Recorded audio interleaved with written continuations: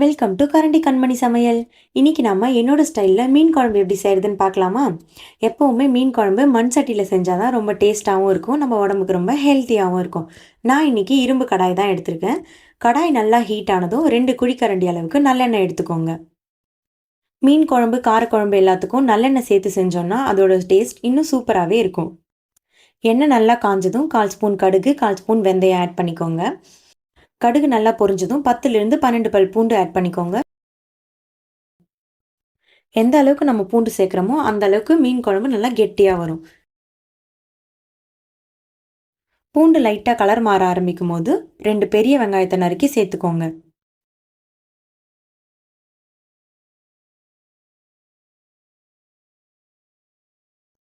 கூடவே 1/4 ஸ்பூன் மஞ்சள் தூள் சேர்த்துக்கோங்க. வெங்காயம் நல்லா ஆயில்ல டீப் ஃப்ரை ஆகுற அளவுக்கு வதக்கிக்கோங்க.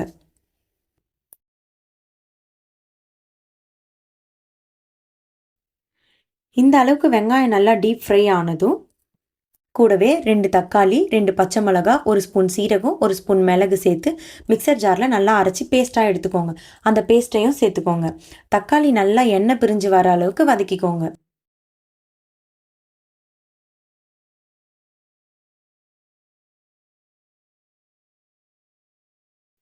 ஒரு டேபிள் ஸ்பூன் உப்பு சேர்த்துக்கோங்க. இன்னும் சீக்கிரமாகவே தக்காளி வதங்கும். இந்த ஸ்டேஜில் கருவேப்பிலை கொஞ்சம் ஆட் பண்ணிக்கோங்க.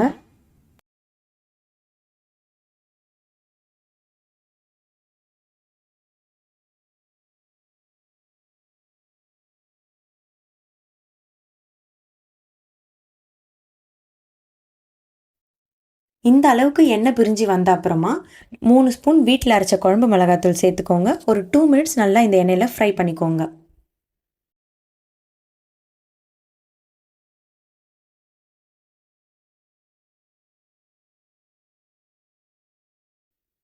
இப்போ ஒரு பெரிய லெமன் சைஸ் புளியை தண்ணியில் ஊற வச்சு வச்சுருக்கேன்.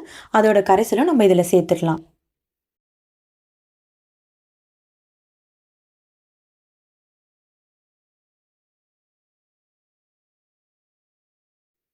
சேர்த்துட்டு நமக்கு தேவைக்கு ஏற்ற மாதிரி தண்ணி கொஞ்சம் ஆட் பண்ணிக்கலாம்.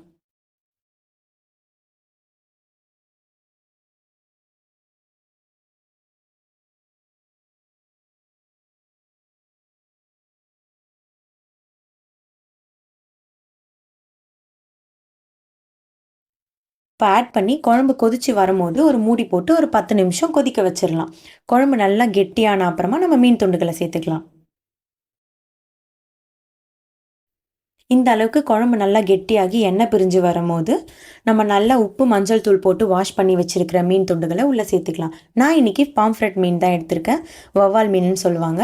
இதுதான் நான் இன்னைக்கு எடுத்துருக்கேன். நீங்கள் எந்த மீன் எடுத்துக்கிட்டாலும் இதே மெத்தடில் செஞ்சீங்கன்னா குழம்பு நல்லா டேஸ்ட்டாகவே வரும். இப்போ ஒரு மீன் துண்டாக இதில் சேர்த்துடலாம். நம்ம சேர்த்துட்டு ஸ்டவ் சிம் பண்ணிவிட்டு 5லிருந்து 7 நிமிஷம் போல் இந்த மீன் குழம்பு நல்லா வேக வைக்கலாம். இப்போ 5 நிமிஷம் ஆயிருக்கு. நம்ம ஓப்பன் பண்ணி பார்க்கலாம். குழம்பு நல்லா எண்ணெய் பிரிஞ்சு மீன் துண்டுகளும் நல்லா வெந்து வந்திருக்கு. இப்போ நம்ம கொத்தமல்லி இலையை தூவிட்டு ஸ்டவ் ஆஃப் பண்ணிடலாம். அவ்வளோதான், சுவையான மீன் குழம்பு ரெடி ஆயிடுச்சு. எல்லாரும் ஒரு நாள் செஞ்சு பார்த்துட்டு எனக்கு கண்டிப்பாக கமெண்ட் பண்ணுங்க. ரசிச்சு சமைங்க, ருசிச்சு சாப்பிடுங்க. தேங்க்ஸ் ஃபார் வாட்சிங்.